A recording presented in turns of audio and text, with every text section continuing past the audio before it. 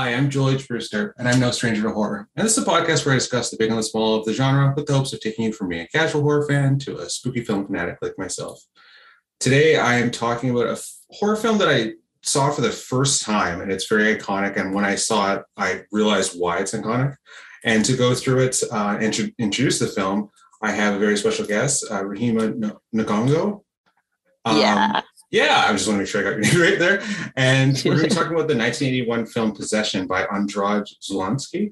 I think I just Andrzej Żuławski. Andrzej Żuławski. It's funny too for everyone that we just talked about this like 30 seconds ago, and I just No, it's all good. How are you doing today? I am so good. I'm so excited to finally talk about this movie with somebody who's seen it. Yeah, I'm stoked. Yeah, it's a very, very interesting experience. And I really can't wait to get into it. Before we get into that though, I would just love for you to introduce yourself and just I'd like to definitely talk about your job too, because we both live in Victoria and we're both in the film industry in Victoria. So yeah, this is a very rare occurrence for me and I'm really excited to get into that too. So can you tell us what you do for your work? So I am the admin at the Vancouver Island South Film and Media Commission. We are a team of 3 people, currently 4 right now, because we've got our summer intern, who get movies on Southern Vancouver Island and get people jobs. So it's a pretty cool job. I think it's the best job I've ever had. Yeah, it's really cool. And on top of that, you just recently helped me with a short film that we're working on. So that you really helped us with locations and gave us the names and people to contact. I really appreciate that.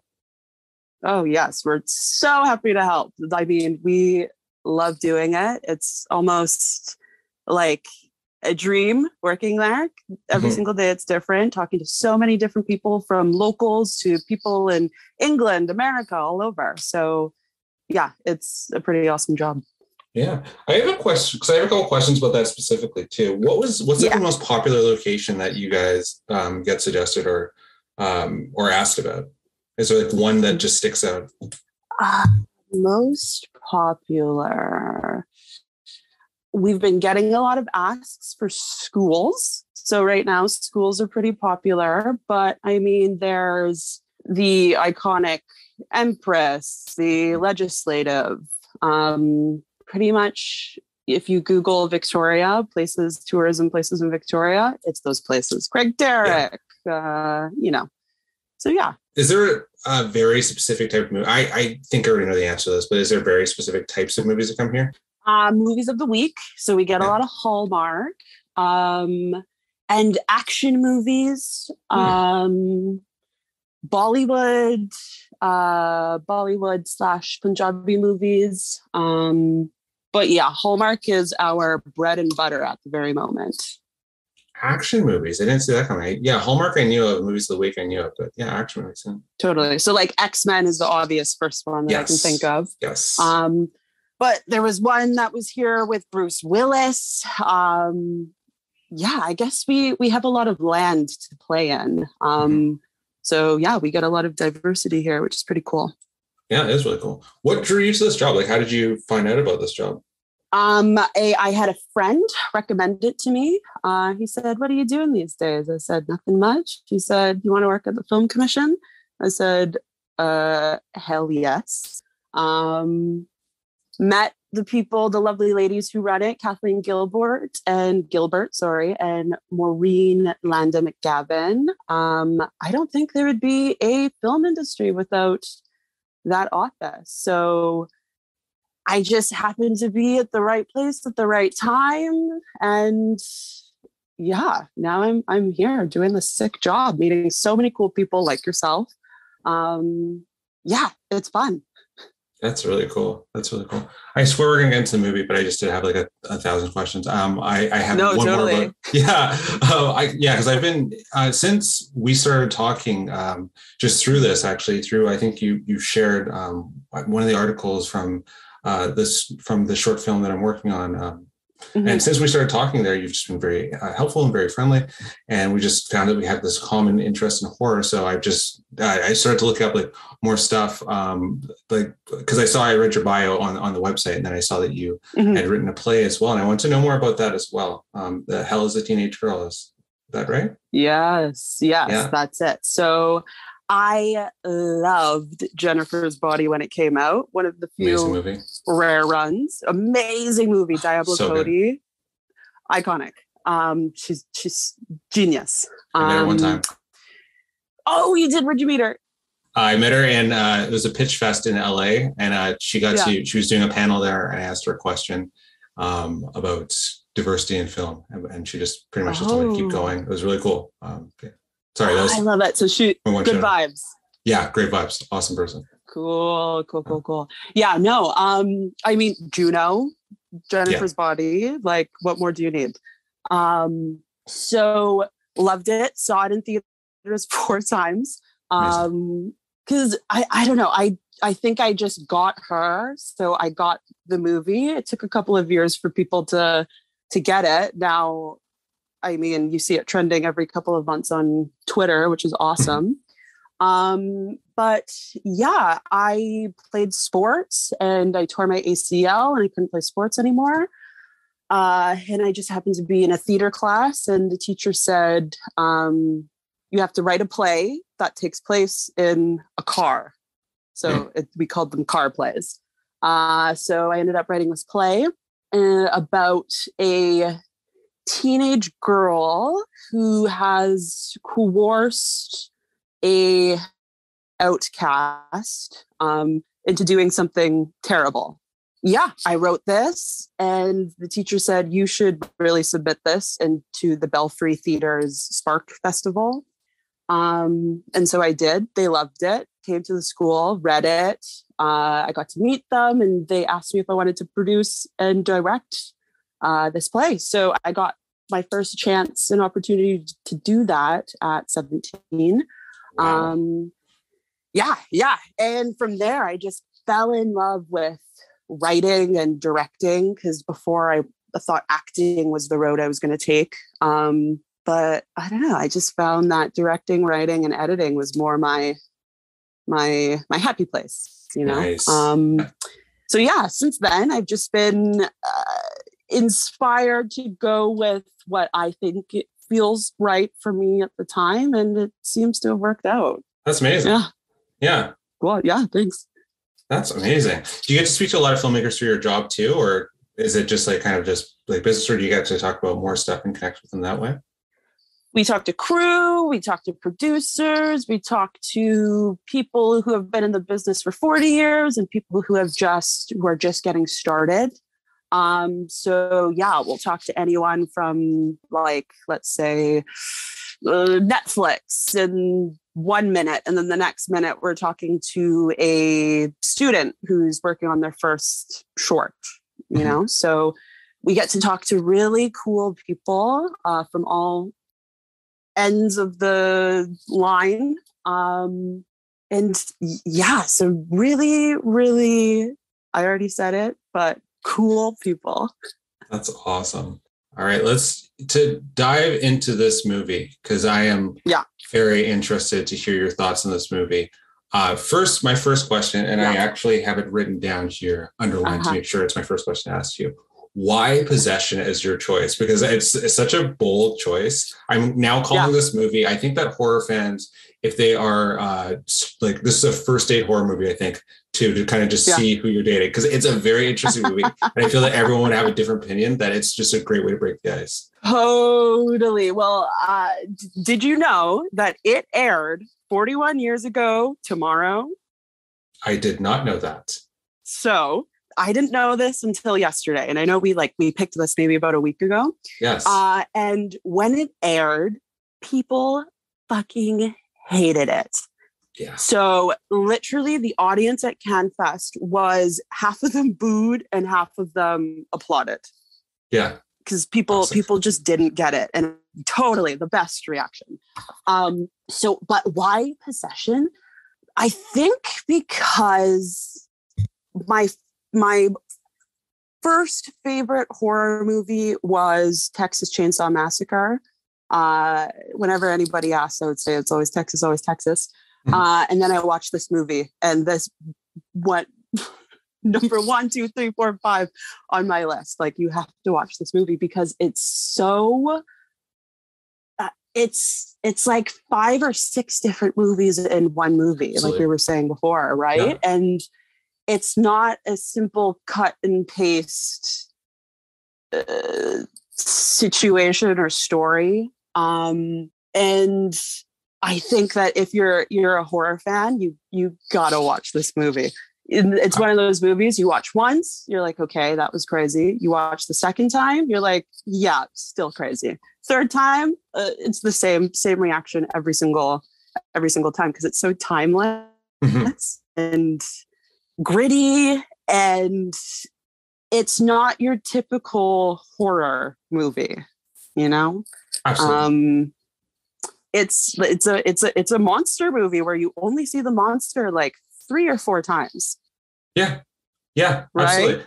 Monster takes like 5 minutes of the whole movie. Realistically, it takes like very little of the whole movie. And I have to say, some of the strangest, bravest choices I've ever seen in filmmaking history is like where they have them, like when they have that first argument in the restaurant, and they go sit down and they're stuck beside each other. I'm like, why are they sitting like that? The thing is, too, the cinematography of this movie should be taught just full out in school. I'm like, I've never been so captivated by just cinematography a lot of my life. I'm like, this is the craziest thing I've ever seen. Absolutely. And I think the DOP was Isabella Gianni, Anna. I think that was her husband at the time. And so she originally said no to the movie. They asked someone, I think her name was Judy Davis, an Australian lady, if she would be in the movie. And I think she took too long. And they really wanted a French cinematographer. And after he read their script, he said, you have to get Isabel to do it. She reread it. And within 3 days, she said that she would do it because it's an art piece. Absolutely. It really, really is. And did you know, nobody in America wanted to touch this movie? Yeah, I can see that. Because it's like strictly European, but at the same time, like, it's crazy. Can you imagine if you tried to pitch this movie? Like, I can't even imagine how they pitched it at all. Right? And it has so many different things that I'm like, for 1981 too, there's just like, there's a gay love interest there too. That was like really interesting for 1981. I thought that was like fascinating. And I thought that it went against like how they, especially in the 80s, portrayed like homosexual relationships. I thought that was really fascinating. Yes. And it was like a true, like, real love there for, even though it's like a small part of the story there between, I thought that was a really true, real love. And then I thought that the choices of how they just put everything was just so fascinating. Yeah. The conversations they had, the way they would sit, how they just filled the screen with things. I think that it should be like demanded to watch if you're going to direct anything. Because I thought that absolutely. I was baffled by some of the choices. I've even just said where they position the cameras and some things. Yes. Yeah. And I believe he said that it needed to be natural. Like, he wasn't going to do any movements that weren't like necessary, you know? So everything was strategically planned out. And you can really see that. It's just a really good movie. Oh, it's amazing. It's amazing. Yeah. And the script, when they're on the phone and he's finding out that she is sleeping with somebody else, and the quick answers, right? The back and forth of it. It's so uncomfortable. Yes. So uncomfortable. And like, that's the power of Mr. Zulawski. Like, he's also, everyone on this set, I believe there was only cast and crew, like 70 people who made this movie. Oh, really? Yes. I was just looking through earlier today, and I believe, if my number's correct, it's about 70 or 71 people made this movie altogether. It's a once in a lifetime movie. There's so much about it that I'm like, you just can't take your eyes off it. I could not take my eyes off it any time. I'm like, I can't, like, honestly take my eyes off it. I watched the ending twice because I'm like, this is just so bizarre. And I'm not sure, like I just posted on Twitter that funniest thing about this was I watched this yesterday and I also saw Men in theaters yesterday, which was okay. Yeah, the combination of the two. I'm like, this was an inspired choice for 24 hours. Like, it was like 24 hours of the most batshit movies. I was like, this is so crazy. Both these are choices. It was, yeah, but I feel that if you're into creating film or in any way, that seeing like, both those movies after you see those, you'll just be inspired. Okay, you know what? I was going to see Men, and we switched last minute and saw Everything Everywhere All at Once. Have you seen that? It's so funny. I did the absolute opposite. I was going to see Everything Everywhere All at Once, but I didn't do it because of the timing. Because I was like, oh, okay, cool, 1 o'clock show. We didn't have a 1 o'clock show. I was like, oh, God damn it. So I went and saw Men, and I'm going to go see Everything Everywhere All at Once soon. But that's okay, so you funny, go watch that. Switched. I'll watch Bad, and then we'll talk about it. 100%. 100%. Okay, so this movie, I think that the link that I sent you, it was the 2-hour one, right? Mm-hmm. Yes. Okay, good. Because this movie took 40 years to get a proper release date. Wow. Because it was banned in America and England. Yeah. It's part of the Video Nasties sort of banning there, right, in England? Yes. Miss Margaret Thatcher wanted to arrest this video. Yeah. And I mean, what can you imagine if we never got to see this movie? We wouldn't be as moved as we were. What was the last horror movie that moved you as much as this? Yeah, I can't think of the last horror movie. And this is like, it's so funny how old this movie is that I can't think of a horror movie to mind. I've seen just so, and I know I keep bringing it up, just the cinematography alone and just like the way they just fill the screen alone and just the characters that just kept coming in that were so strange. I can't think of another movie in my head that was this unique in so many different ways. I can't think of one. Right? Yeah. I just, I keep saying it was the bravest choices across the board. I'm like, I can't, it's one of those things where I'm like, you can make this? Like, it was like, that's what I felt. I was like, oh, you could do this? You can do this. Like, how did they get away with this? Totally. Sam Neill too. It's funny to watch Sam Neill in that, and then from like that, and then like what is it, decade and a bit later to be in Jurassic Park. Like, oh, that is night and day. That is night and day.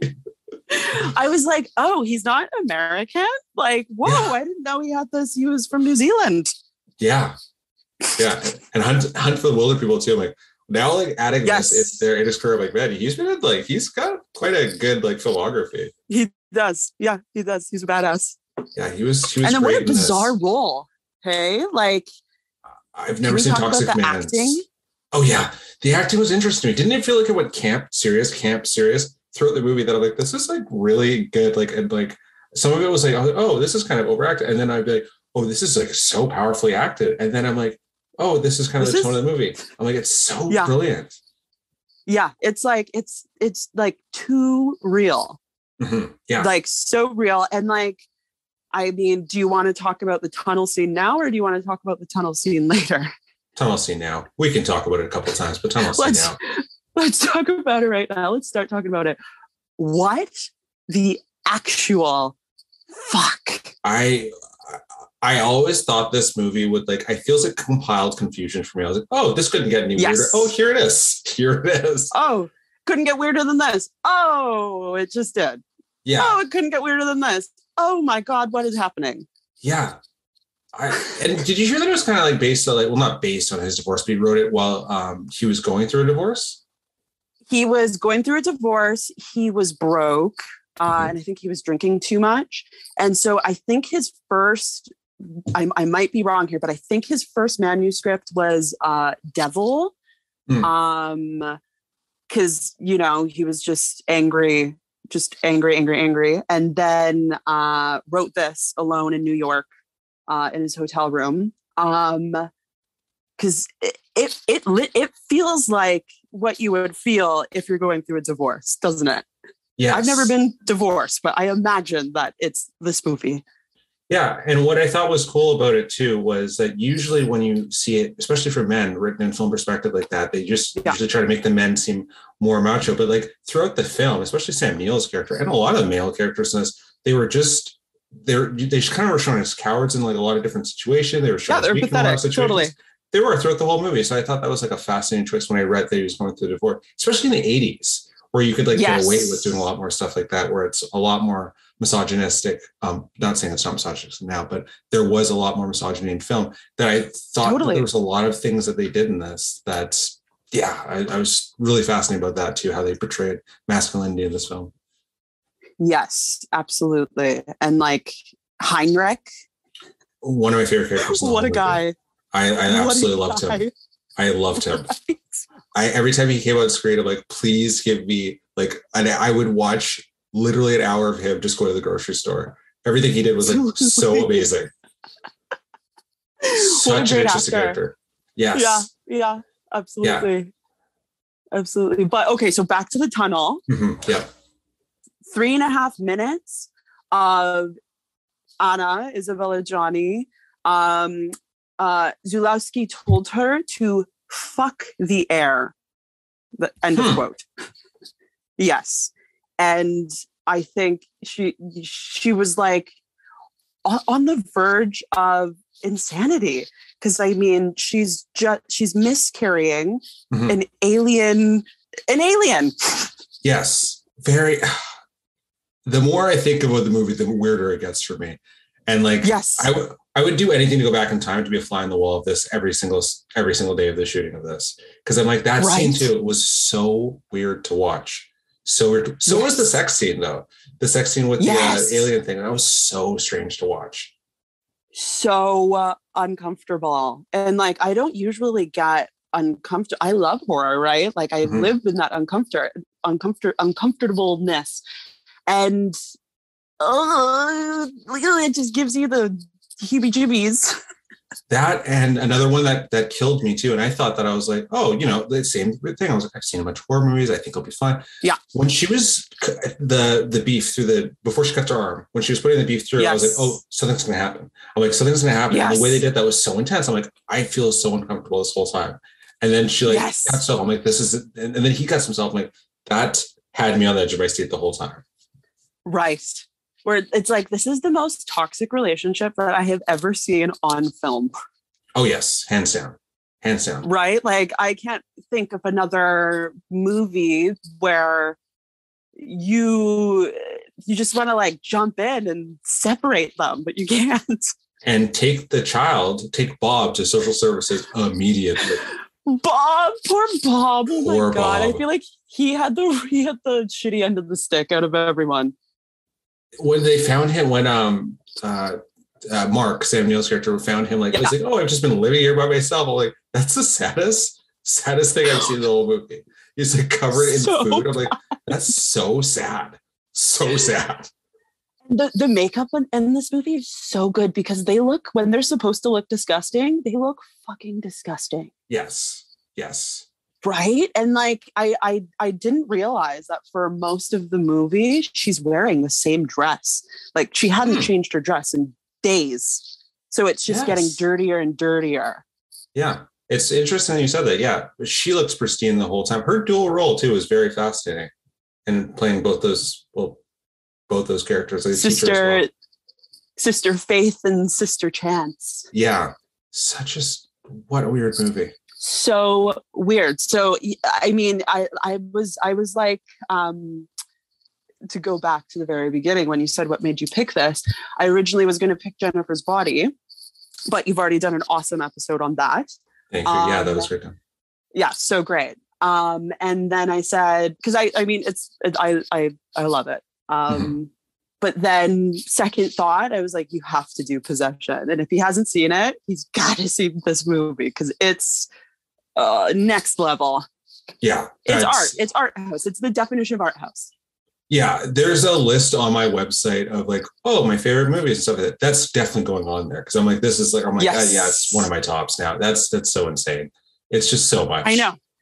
Honestly, it's so much. It's the same thing with me. It's so much. And it got booted to the top of my favorite because everything about it is just so particular and so thought out. I think it's a perfect movie. Yeah, it really is. And the funny thing is like, there's like little things that I was watching that I was like, oh, even like the scenes they have them. One of my favorite scenes. And it's like a kind of, it turns into something scene, but it starts off as a nothing scene, is when Mark and Heinrich are in the meeting in the it's like a bar bathroom, I guess it is, right after he gets attacked. Yeah. Their movements of where they keep on walking to go talk throughout that scene. Yes. Before I was like, that is like such a, and just the way where they're standing like in the urinals and then they just go like somewhere else and just like the walking around. And then when he takes the shoe before he puts it in the toilet, I was like, what is happening right now? Like, what is going to go on? I did not know where that was going to go at all. And like, it was like pretty obvious when I saw it. I was like, where is this going to go? Yes. And like, it's that genius writing, right? Where that is not how I thought Heinrich was going to go. I thought she was the one who was going to get Heinrich because that's the way that it was going. But no, he got Heinrich. Yeah, I thought that was just it. I'm like at a loss for words, some of it, because it just blew me away. It really, really did. Like, yeah. And I thought he was Heinrich was one of my favorite characters in the movie. That his mom was really fascinating too, actually. I thought that was a really fascinating twist too, like about like how his mom, it's like, I know my son's like bad, then bad. There was a line she said specifically actually during that scene that really got me. And I can't think of what it was now. I'll come back to me. But she said something to him that like really threw me off. And I was like, I think it was about like his other family. How she like, oh yeah, there's been others before. Right. Yeah. Right. Well, I think they originally, we were supposed to meet and know that Anna, her character, she had a husband before Mark who was older. Older. I think he was Jewish and something else. But when they were writing, they only had 8 weeks to shoot this movie. And the monster, we'll get back to the monster, but making it happen and making it look good, it took 3 days of their 8 weeks. So they lost 3 days and missed, I think he said that 2 scenes they weren't able to get 2 scenes into the movie because they lost those days. But the first day that they shot it, Abe, I believe her first husband's name was supposed to be, he said that seeing the actor wasn't Abe and the character just didn't fit in the story and they cut him that day. Yes. Interesting. And then that woman that we meet at the very end of the movie who evil Mark tells to shoot, he says, shoot the gun. You're like, who the hell is this lady? Yeah. Apparently that's Abe's new wife. Oh. Yes. So they end up on his stairs. I mean, it still doesn't help to make sense of no the ending at all. But it's like, oh, okay, great. The ending's so chaotic that it kind of works out that way too. It has to. I feel like it had to end that way. Yes. Like, how else was it going to? Yeah. So my main question in regards to ending, what do you think happened as far as the sirens going? Because I was a little bit confused by that. And I was going to look into that further, but I wanted to ask you your opinion or what you thought about that. I do not know. Okay, good. I thought I was alone. Because I was like, yes, no. What? There's multiple moments. So like, how they're like, there's multiple gunshots throughout this. I'm like, is this like a deep thing? Like, does nobody in Berlin hear gunshots, or like, is it supposed to be this other world that we're brought into? Like, I don't know what's going on. There's multiple times where I'm like, you know what? I think I'm just supposed to enjoy this. Yes. Think about it. Enjoy. It's deep, but then it's not that deep. But then it's also very deep and very political. I was very confused about that sound thing too, actually, because there was times where they're shouting in the house. I'm like, is Bob alive? Like, I'm like, he can't hear this. I'm like, there is chaos happening outside his door. And ruining the apartment, absolutely obliterating this apartment. And Bob's just in the other room. Like, what about their neighbors? Yeah. Right? I was like, really confused by the friend too, actually, with the cast. Yes. Yeah. She was a very interesting choice too. Every character in this movie was just like the most fascinating choice I've ever seen. I would easily watch a movie about all of them. Yes. Yeah. Spin-offs about every single character. I would be completely okay Totally. with. Yeah. Totally. Did they do a remake of this? Because I saw Another Possession and I didn't want to touch it to see if that was a remake of this. Honestly, I don't know. And if they did, I don't care for it, because why would you try to remake this wonderful work of art? You cannot remake it. No remake or sequel for this. It's just one of those movies where I'm like, this was a one and done because the world of this just works. Right. And it's such a specific time, and it's also timeless. It's just this enigma of a movie. Heinrich 2, actually, and this is just based on my own, especially of the 80s. This is just based on my own view of films in the 80s and how they portrayed masculinity. I thought that when I first saw Heinrich, based on how he was in the film, and with Anna being kind of mysterious, I thought that it was going to be revealed that he was like gay, and there was a lie about him being a love interest for a very long time, to be honest, just because of how he portrayed a little more flamboyant. And it was the 80s. So I was like, oh, that's usually how they portrayed like flamboyance on screen. And then that wasn't the case.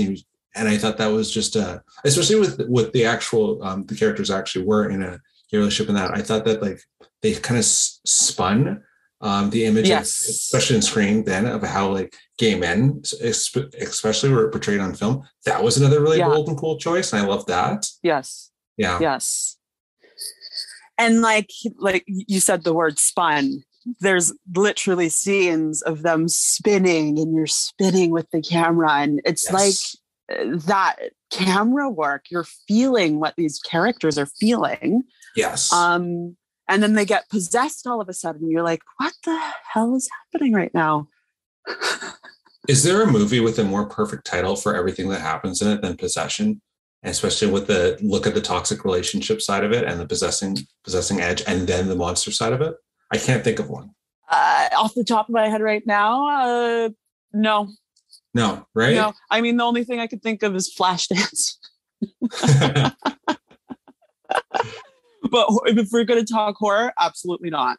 No, unless it's like on the nose title, like Texas Chainsaw Massacre. That makes sense, right? But like with this, I'm like, this had a multiple meaning that I'm like, oh, okay. Because when you're watching it at the beginning too, I was like, oh, it's about a possessive relationship. Keeps going. I'm like, it's not. It's not just about that.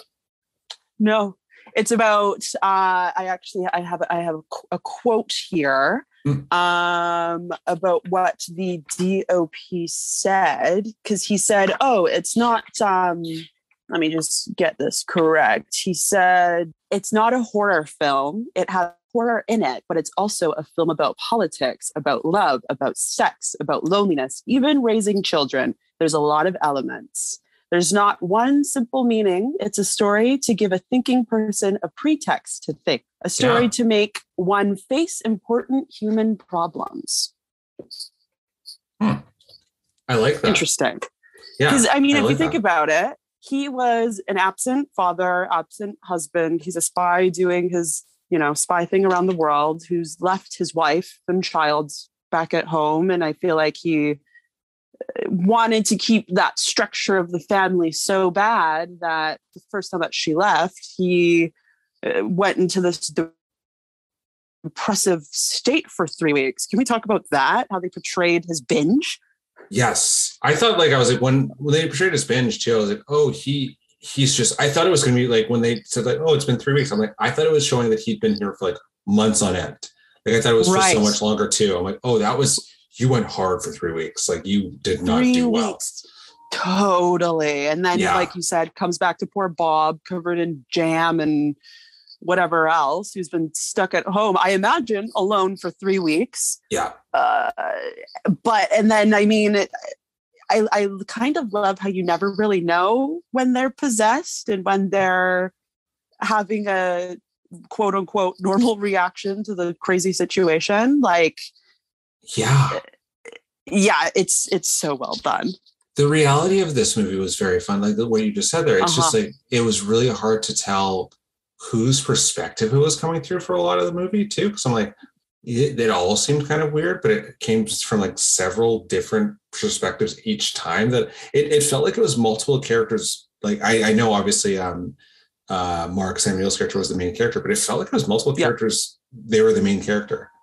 And most Totally. movies, you know what I mean? Because everyone's perspective was kind of shown in, and I'm like, this felt like it was everyone's stories. Like even when the one guard like said, or not guard, the detective, sorry, said that it's like, yeah, my lover's missing. Like the way they like portrayed like him like looking into it, I'm like, oh, is it his movie now? Like it just kind of felt like that, like, oh, this is his story now. And then it obviously wasn't, but it just felt like that it was everyone's main story. Because everyone got a moment, Mm-hmm. you know, that was an interesting piece of writing and filming, because you're right. Everyone, I don't know, we got to know everybody a little bit. And when do you ever really get to know a character like that in an hour and a half, 2-hour movie? You know, they're usually there and then they're gone. But the detectives, what strange characters were they? So weird. So weird. And that's like another character I'd like to see a whole story about too, because I'm like, they were so strange. Really? So strange. So after Mark asked them to follow Anna, the first guy who follows her, who's like, what, 10 feet behind her? Yeah, he was just the most like comedically bumbling. Like you were so close. Totally. Like you're so bad at your close. job. But then I mean, that shows that she was possessed, because remember how they got into the train and she goes and sits beside that man, and he takes a banana out of her groceries and eats it beside her, and she doesn't even react. I laughed out loud at that part because I thought it was fascinating. Yeah. I'm like, the thing is with that, if I was first off, when I saw her get on the train, I was like, there's no way she's gonna sit beside that guy. Oh, okay, interesting. And then he takes banana, and I'm like, oh, okay. I would have just given him probably my groceries, like not even out of fear, just totally. Like, oh, if you're bold enough to take my banana, you can just have the rest of the groceries. I don't even just need take that the whole thing. Totally. Yeah. That was so strange. Oh, so strange. And then when with that, the first detective, that's when we first see what the movie is actually about. Yeah, I guess. Mm-hmm. And it's interesting how at first she says, no, get out of here, get out of here. He won't. She says, okay, come here. Let me show you something. Yeah.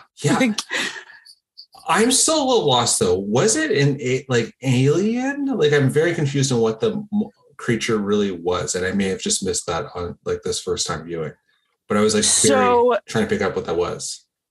I think they discussed for weeks what it was going to be. Zulawski wrote this with another guy. His name's escaping me. And he thought that we weren't going to see the alien at all, that we would maybe have, I'm calling it an alien, a monster, that we weren't going to see it at all. And the imagination was going to do its thing. But then Zulawski wanted a creature that has never been seen before.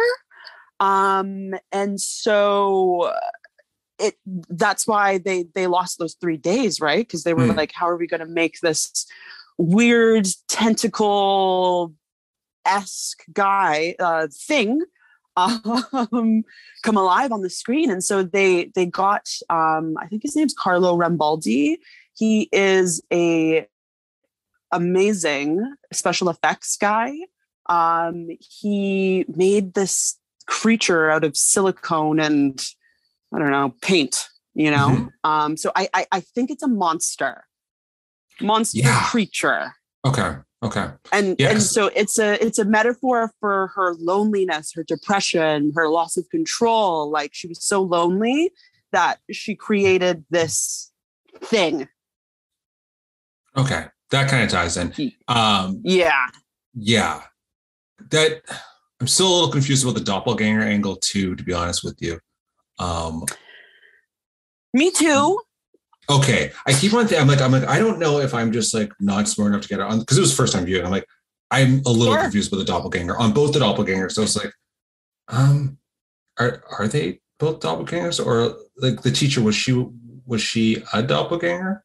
Yes, she definitely was. So yes, They are doppelgangers, and I think I'm just trying to remember. I believe that it's a metaphor of you leave somebody, but then you're always trying to find that person in other people. So remember how he says when they're in the kitchen with the meat, he says, like, I don't think I've ever seen you so ugly or something along the lines of that. Like you're repulsive to me now. But then he's, going for her doppelganger. I think that's what they were going with that. And so when you I think this monster has to eat or it has to fuck. And so if it's not eating, it has to fuck, because that's what she does with it, right? Like it's because she's not getting it at home, so she's getting it from this monster. And I believe that when you do that, you get doppelized, or I don't know what the word is for that. And so I'm like, so did he let the monster have sex with him? And that's why he has a doppelganger? Yeah, because I read one thing I did read about, because I usually I would like, if I've seen the movie before, then I'll do like a lot of research. But because you suggested this movie, I was like, I'm going to go into this pre-blind and ask you a lot of questions about it. But I did read one thing in regards to it, that both the doppelgangers represent like the ideal partner for each of the other person. Yes. Yeah, and I kind of saw and you can kind of see that in both of the doppelgangers, how the teacher was a kind of like a meeker, more soft-spoken, not argumentative version of his wife. And then the other one was like kind of a tougher sort of more present person of the husband. Right. Yeah. So I kind of could see that too on both ends. But the doppelganger angle and the pink socks thing was another weird thing for me near the end. I didn't really get that. Loved that was in there. Very strange about that detective. Or spy, or whatever that guy was. Whatever they are, totally. Yeah. Just straight up chaos near the last like 10 minutes. I was like, this is just right up my alley. And you know what? What I really love about this, within the first 2 minutes, you are brought into these people's lives, and you see just how chaotic it is. And you're like, okay, this movie is going to be a trip, because we're opening within the first literally 2 minutes with a fight. Like, okay, this is going to be a ride. Yeah, it just felt like I was like, oh, you know what I mean? I'm like, oh, is this movie going to like start? I'm like, oh, the movie started. Like, it's, you know what I mean? Like movies just take some time to get into, like, oh, this movie started. I'm like, I wonder what the slowdown period is going to be. I'm like, oh, there hasn't been one yet. You're just going pretty much full on with characters this whole time. I'm like, oh, I was like edge of my seat the whole time. And then like, I just kept on sitting there watching where the camera was going to go. Like, what are they going to focus on? Like when Samuel was like sitting in a rocking chair and stuff like that. And like, oh my God, his face getting close to the camera, or even just like the marks he hits when walking in the room. I'm like, I usually don't, as a writer, I don't usually pay attention too much, like this actor's hitting marks, but I'm like, how is he doing this? Like that must have taken forever to shoot. Like there's so much of it that just really, I was captivated from the second it opened to the second it closed. Totally. And I love that Andrzej not only wrote it, but he directed it. So he had a lot of say in what it was going to look like. And like you said before, the shots are gorgeous after he fights with his wife, and he's looking down at the camera, and you see the two buildings behind him, and then it pans up and he goes and plays soccer with those kids. Such a weird choice. After he and his wife just had a domestic in the streets. Such a weird choice. So weird. The soccer thing blew me. I was like, what is happening right now? I was like, it made me feel like I didn't see the last part. I was like, didn't he just, why the soccer? Right. Like, totally. And I think that's why this movie's so good, because in anything else it would have been like, okay, that's weird, don't like that, okay, that's weird, da da da da. But like this whole movie is weird, so it's just a trip that you got to go on. It reminded me of a show that I know we both like, Brand New Cherry Flavor. Obviously Brand New Cherry Flavor reminds me of this Do the Time. But like, that's what it kind of felt like in a sense. I'm like, oh, this is just like that sort of chaos I just loved in that show. Absolutely. Like we're strap in. Yeah. And that's like, we're going for a trip. Yeah, that's my favorite type. And I love that. I hope we just get more of that. I feel like when you see men, you'll kind of see like there's some similarities in that way. But cool. Yeah, it's that strange and very metaphorical. Yeah, I think you'll really like Men. It was really good. But definitely a great choice to watch them both in one day. It definitely set me up for day of inspiration. I've never been more invigorated to like want to write more than seeing those two movies. Yes. I'm like, I totally.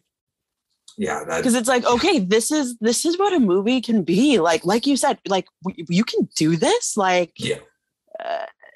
It's so beautiful. It's so beautiful. I don't think that critics of the time, or maybe they didn't, but I don't think critics at all understand that if you make something this beautifully artistic, that's like, very strange but artistic, and there was this clear story and like what's going on here.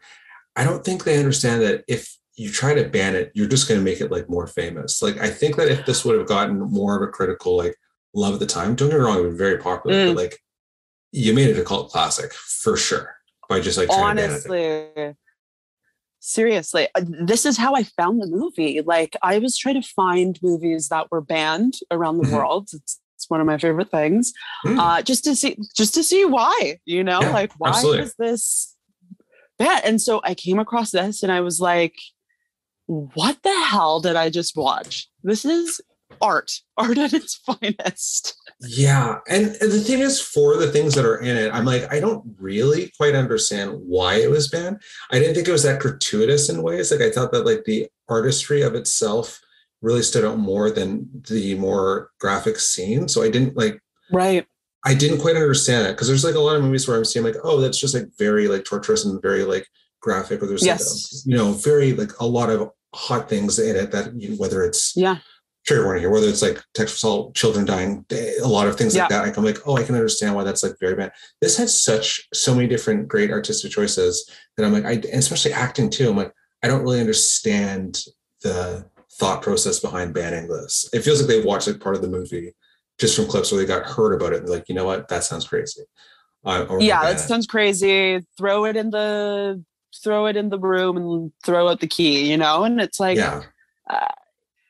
you either get it or you don't. Like, I can understand how if someone who is a bit more conservative would watch this and would be absolutely disgusted with it, right? But it's like, you have to open yourself up to the experience, because that's what it is. It's an experience. And a lot of movies are like a lot, like, I don't know, you'll see a movie that critics hate, but it's like art, like it's not Titanic? Supposed to be. Oh my God. I was hoping we could talk about this movie. Yes. Have I seen Titanic? I was going to ask you if you've seen it. So I also watched Possession again last night. Yeah. And the way that it made me feel after watching it was the same way that I felt after Titane, which I just watched like a couple months ago. Oh my God. Can we talk about that for a second? We 1000% can, and I would love to high five you right now. That movie is like one of those movies I'm like, oh, I guess this is going to be part of my personality now. Like, this movie is going to be brought up so much. I love that movie so much. I thought it was so weird. I was watching it. I saw it in theaters. This is a really funny story too. Okay. When I saw it in theaters, I saw it with my then pregnant wife. And I did not know the movie had pregnancy in it. And I was hey, I leaned over to her during the movie. She is such a badass for watching this, because I leaned over to her during the movie and I was like, hey, sorry about this. She's like, it's fine. I'm like, oh, I didn't know. I had no idea. It is such a weird movie. And I nearly quit writing when I saw it. Like, I'm not even kidding. I was watching the movie. I was like, oh, this is kind of it, I guess. If someone could make this, what am I doing? Like, it was crazy. Oh, love that movie. Another one where you're like, you cannot be ready for what you're about to witness. Absolutely not. No. And like the way that the story twists and churns, and you're like, okay, what is happening right now? The fact that a beautiful movie about a woman that has sex with a car, who's also a serial killer, becomes a beautiful love story between a father and a son is like very, oh my God. Like, I can't even put into words how many like steps that is. And was robbed of an Oscar nomination. I did not watch the Oscars for that reason. Yeah, that was ridiculous. No, totally. I know. And like, there was times where I'm like, why is this like kind of hot? Like, why am I feeling this right now? Oh wait, I'm disgusted now. Oh, okay. There's oil coming out of her tits, and every pour in her body. Oh, okay. Like you're gonna do that little dance on the fire truck in your boy drag. Like, oh my God, what a great movie. What a great movie. Performances are insane. One of the toughest scenes I saw in this movie, which was so simple, was the breaking the nose scene. I was like, that was so simply done. And I'm haunted by that. I was like, oh my God, that was just like the roughest watch. And I'm like, it was a nose breaking scene. And then when I thought the scene that I was like, oh, I should probably just quit was when she was killing in the house early on. The back-to-back kills of that were so well done that I'm like, that's so good. So good. The lady who made it is French, right? Yeah, Julia Ducournau, yeah. Yes. Okay. They next level. They do it correct in France. She did Raw as well. Okay. Right. Yeah. Which was cool because the tie-in of the woman that was in Raw, that was the lead, is also in this one as the one of the girls that gets killed. The friend. Yeah, the friend. And has the same character name as in Raw as she does in this. So it was like a weird multiverse. Yeah. Sick. Yeah, that movie I not like also made me like uncomfortable, and it was the first movie in a long time to make me feel like, what the hell am I watching?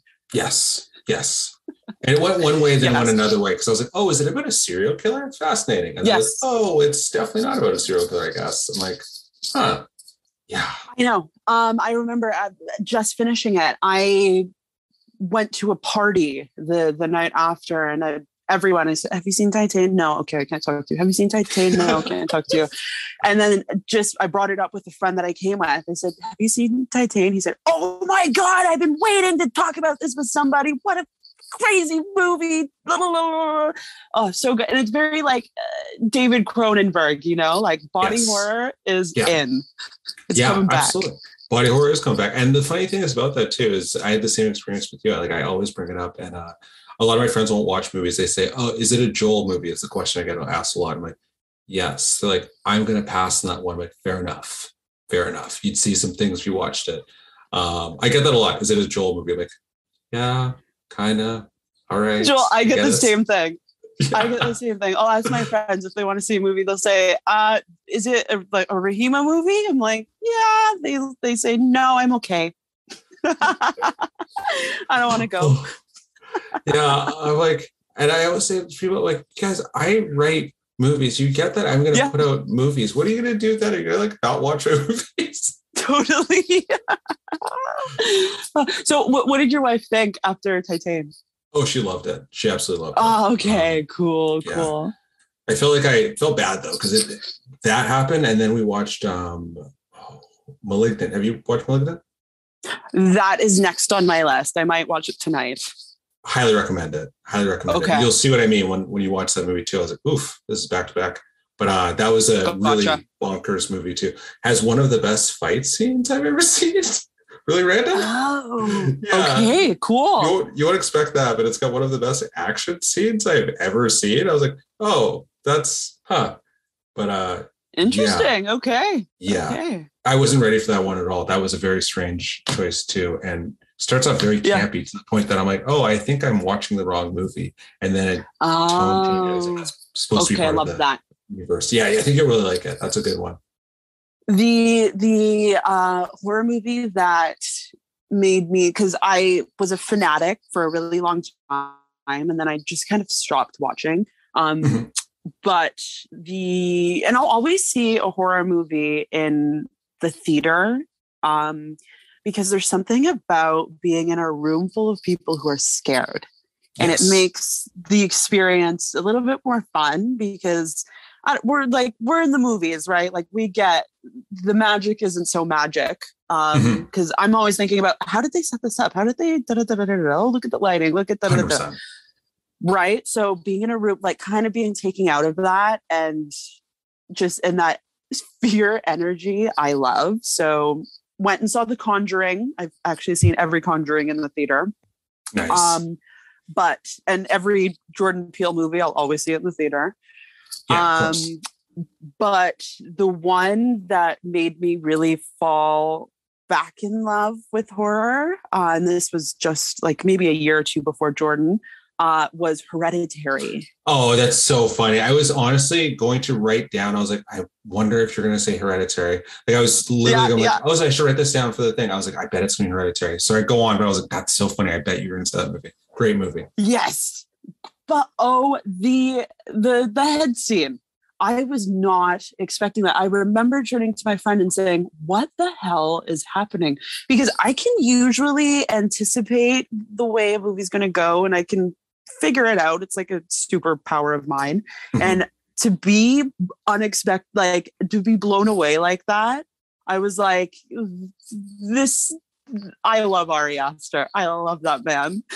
So good. So good. And also another movie that was robbed of the Oscar conversation, because if you can show me an acting scene in the past 10 years better than Toni Collette's arguing at the table, that monologue is just fantastic. The head scene really did throw me off though. Like that really caught me off guard. I thought that kid was going to be in the movie a lot more based on the trailer too. Me too. That really threw me off. That completely threw me off.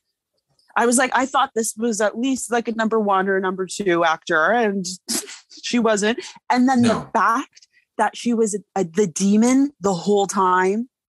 Yes. Oh my God. What a choice. That movie really caught me off guard. Yes. I love that movie. I saw that in theaters too. Yeah. Okay, cool. I mean, oh God, I love being caught off guard with horror, because I mean, it just makes it a lot more fun. That makes sense why you suggested Possession, because this caught me all sorts of off guard. I did not know what I was getting into at all. I didn't read anything about it either. I just dove into it. The most I'd seen about it, to be honest, I thought I saw it. You know why I thought I saw it is because of that one screen grab of her face that I see everywhere. I'll have to send it. I'll put it in the show notes. Okay. Is it the one with her neck wrapped? I believe so. It's like I see it everywhere. I see it for like people in my horror groups everywhere. So I'm like, that's why I'm like, I've seen this one thing so many times. And I'm like, I think I saw the movie, and then I'm like, no, I had not seen the movie, and I was not ready. No, because it's one of those ones where you'll ask, have you seen Possession? And if someone's like, it's like, no, you would know if you've seen this movie, because 100%. It's crazy. Yeah, what a ride. What an absolute right ride. Yeah. Right. Yeah. The another one that it's a slightly problematic horror movie, but I don't know, I love it, that I like to throw people off with, is Sleepaway Camp. Yes. And yeah, obviously it's like slightly problematic for obvious reasons, but yeah, absolutely. Yeah. It's so horrible, and it's one of those movies where it's so bad that it's perfect. Yes. You know? Yeah. And there's something special about that as well. Like, what's that every horror fan kind of has one of those movies that I'm like, oh, it's problematic for a number of reasons, but you know what? It's still like a classic, and it has like elements to it that like, yeah. What's your favorite? What's your problematic fave? Maniac, I'd say. Maniac with Elijah Wood. That's definitely probably my problematic fave. Just because it's like, obviously, like the whole movie is just killing women. Then I'm like, oh, this is just like a serial killer killing and like scalping women. But I'm like, it's like scared the shit out of me. Right. Is that the one with the lady from Yellow Jacket? Or is that a different Elijah Wood horror movie? Maybe a different Elijah Wood horror movie. Okay. This is the one that's all shot through POV, so you know if you've seen it, because it's like all POV. So the whole movie is him killing people, but you see it completely through his eyes, and he's the main character. So it's like it's very fascinating to watch. Oh, I cannot recommend it high enough. It's so good. It's so good. Okay. Yeah. It's going high on my list. Mm-hmm. Sick. I love it. Okay. All right. Before I like wrap up here, I do want to ask you some questions before I go here. And number one, if you could work with any filmmaker or actor, past or present, who's your 1 and 2, like filmmaker and actor you'd like to work with, past or present? I do have this dream of like making a movie produced under Jordan Peele or working with Jordan Peele. That's just amazing. manifestation that I'm working on.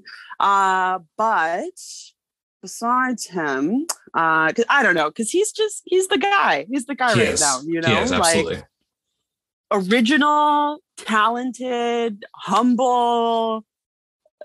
He's just the coolest. Best horror trailers in the game too. No one's touched those trailers. So like, yeah, it's the best. Like you can't see one of his trailers and be like, I want to see this. Yeah. Right. And like us, I mean, the twist in the last 30, well, let's say 3 minutes, I guess. Yeah. I mean, I wasn't expecting that. Were you expecting that? At all. Right? And then it's one of those movies you have to watch over and over and over again because you pick up something new every single time. I mean, that's, I feel like, a staple of something being timeless. 100%. You could watch it over. But okay, to answer your question, I mean, honestly, I think I would want to work with Zulawski, and I would want to work with Zulawski, and I do love a young Isabel Adjani. He's either Isabel or Shelley Duvall. Great choices. Yeah. Great choices. Yeah. But Zulawski for sure. I don't think I'd want to work with Kubrick because he's just we're both Leos and that wouldn't work. A lot of clashing. Love him. We can totally too much. Or I will say Wes Craven. Another great choice. There's just so many classic choices. Yeah, Wes Craven would be up there on my list too. And then if I had to, and I mean like Dario Argento, I would love to work with him on anything, just anything. I'll be a PA on your set. Just let me work with you. Yeah. Because I love Giallo films like Suspiria. That's, I think, Possession's #1 for me, and Suspiria is #2. Just because, I mean, I love a simple story and gorgeous sets and cinematography. I'm a sucker for that. But yeah, that's final answer. All those people. Great choices. Another what question. About you? I want to know what you though. Good call. Let's see. Yeah. Great question. And I had this question, but I didn't write down my answer for who would be for me. I would say that right now, I would love actor. I'd love to work with Regina King. I would love to work with okay. In a horror movie because I think that'd be really fun, and I think she's just one of the best. And then director, I would really like to work with. Just said Jordan Peele, so I don't want to also say Jordan Peele, but But I mean, he's the best now. He is. He's so good, so good. Definitely as a producer, I'd like to do something with Jordan Peele, but totally. Probably. It's interesting. There's a lot of Korean directors right now that's whose names I can't pronounce, but did certain movies that I'm like, I would love to do something in Korea. So I think that's right now where my heart is. Joel, me too. Are we related? I'm starting to feel it, right? I'm starting to feel it. Because yes, Koreans do it. Their storytelling, I honestly think, is no one can compete. Absolutely. The way that they make movies is the best. Absolutely. Because there's this, and it's just tone wise too, because there's so many movies there that I've loved, I Saw the Devil. Yes. And The Witch Subversion. Have you seen The Witch Subversion? No, I haven't seen that. Highly recommend that. And what else is there? Well, TV shows too, because obviously Squid Game, but outside of that, there's All of Us Are Dead and Sweet Home were phenomenal. Yes. And The Call. The Call, yeah, really, really good too. So yeah, Korea is another play. I would just love to do something in Korea. Would be my dream. Bong Joon-ho, he is Lord right now. He's amazing. Right? Have you seen Mother by him? No, and I just had this suggested to me while I was on set, and I almost forgot. So I definitely need to see that. Okay, good. So you've obviously seen Parasite, right? Yes. Okay, so you watch this movie and it's literally Parasite's mother. He has a very specific way of filmmaking and storytelling that is very him.